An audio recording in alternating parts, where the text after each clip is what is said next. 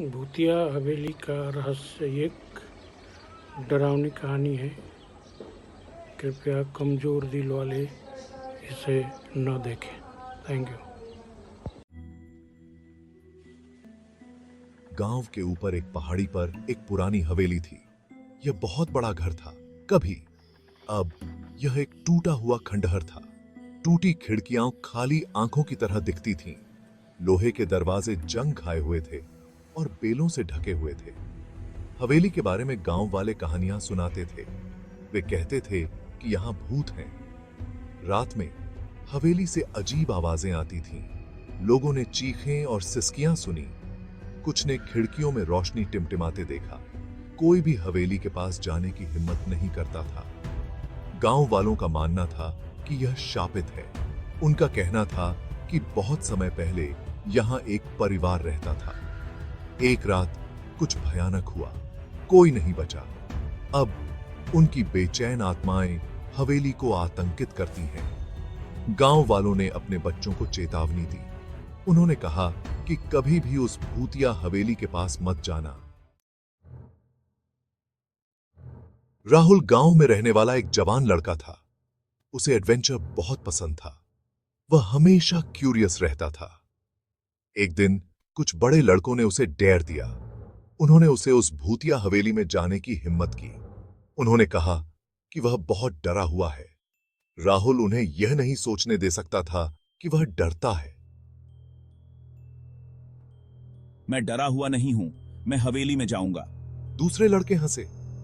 वे जानते थे कि वह ऐसा नहीं करेगा, लेकिन राहुल डिटर्मिन था। वह उन्हें दिखाएगा कि वह डरा हुआ नहीं था। वह हवेली में जाएगा। गांव वालों ने उसे चेतावनी दी। वहां मत जाओ राहुल, यह खतरनाक है। लेकिन राहुल नहीं मानेगा। वह अपना करेज साबित करने के लिए दृढ़ था। वह हवेली की ओर चल पड़ा। जैसे ही राहुल हवेली के पास पहुंचा, उसे बेचैनी महसूस हुई। सूरज ढल रहा था। परछाइयां लंबी और काली हो गईं। पेड़ों से हवा चल रही थी। राहुल गेट पर रुक गया। उसने हवेली की तरफ देखा। यह करीब से और भी भयावह लग रहा था। वे और भी तेजी। राहुल ने एक गहरी सांस ली और गेट को धक्का देकर खोला। यह जोर से चरमरा गया। राहुल मैदान पर कदम रखा। उसने महसूस किया कि उसके रीढ़ की हड्डी में ठंडक दौड़ गई। वह हवेली की ओर चला। ऐसा लग रहा था जैसे खिड़कियां उसे देख रही हैं। वह सामने के दरवाजे पर पहुंचा। यह आधा खुला था। राहुल ने उसे धक्का दिया और अंदर कदम रखा। अंदर की हवा भारी और स्थिर थी। इसमें धूल और सड़न की गंध आ रही थी। राहुल फिर कांप उठा। वह अब निश्चित रूप से डरा हुआ था। राहुल एंट्रेंस हॉल में खड़ा था। छत से मकड़ी के जाले लटके हुए थे। हर तरफ धूल जमी हुई थी।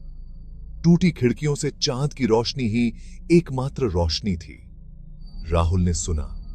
उसने सोचा कि उसने एक आवाज सुनी। यह एक धीमी, दर्द भरी आवाज थी, जैसे कोई रो रहा हो। वह क्या था? उसने एक कदम आगे बढ़ाया। उसके वजन से फर्श के तख्ते चरमरा गए। वह धीरे धीरे चला, चारों ओर देख रहा था। वह एक बड़े कमरे में आया। यह भोजन कक्ष था। कमरे के बीच में एक लंबी, धूल भरी मेज रखी थी। उसके चारों ओर कुर्सियां बिखरी पड़ी थीं। ऐसा लग रहा था जैसे अभी अभी कोई यहां से गया हो। अचानक राहुल ने कुछ हिलते हुए देखा। यह मेज के अंत में था। एक आकृति कुर्सियों में से एक पर बैठी थी। यह एक महिला थी जो लंबे, सफेद रंग के गाउन में थी। उसके बाल लंबे और काले थे। वह राहुल से दूर मुंह करके बैठी थी। वह धीरे से रो रही थी। नमस्ते। लेकिन महिला ने कोई जवाब नहीं दिया। वह बस रोती रही। नमस्ते, क्या आप ठीक हैं? इस बार महिला ने धीरे से अपना सिर घुमाया। राहुल ने हांफते हुए कहा। वह पीछे की ओर भागा। महिला का चेहरा पीला और दुबला था। उसकी आंखें खोखले काले गड्ढे थे। उसने अपना मुंह खोला, लेकिन कोई आवाज नहीं निकली। फिर उसने धीरे धीरे एक हाथ उठाया और राहुल पर एक हड्डी वाली उंगली उठाई। कमरे में ठंडी हवा चल रही थी। झूमर में लगी मोमबत्तियां, जिन पर राहुल ने पहले ध्यान भी नहीं दिया था, टिमटिमाई और बुझ गईं, जिससे कमरा अंधेरे में डूब गया। राहुल डर गया था। वह मुड़ा और दरवाजे की ओर भागा, पर जैसे ही वह उसके पास पहुंचा, वह एक धमाके के साथ बंद हो गया। राहुल ने उसे खोलने की कोशिश की, लेकिन वह हिला भी नहीं। वह बंद था। वह फंस गया था। नहीं नहीं नहीं, यह नहीं हो सकता। राहुल उस भूत के साथ हवेली में फंस गया था। उसने दरवाजा पीटा और मदद के लिए चिल्लाया, लेकिन उसे कोई सुन नहीं सका। वह बिल्कुल अकेला था। वह हारकर दरवाजे से नीचे सरक गया। ये वह भूतिया महिला के साथ फंस गया था। उसने उस जगह की ओर देखा जहां भूतिया महिला बैठी थी। वह जा चुकी थी, लेकिन राहुल उसकी मौजूदगी को महसूस कर सकता था। वह जानता था कि वह अभी भी कहीं अंधेरे में है, उसे देख रहा है। मुझे माफ करें, मेरा इरादा आपको परेशान करने का नहीं था। मैं अभी जाता हूं, कृपया मुझे जाने दो। लेकिन कोई जवाब नहीं था।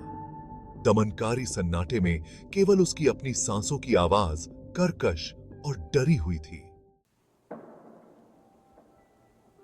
अचानक कमरा एक चमकदार रोशनी से भर गया। तेज रोशनी के कारण राहुल ने अपनी आंखें बंद कर ली। उसने ठंडी हवा का झोंका महसूस किया। फिर सब कुछ शांत हो गया। राहुल ने धीरे से आंखें खोली।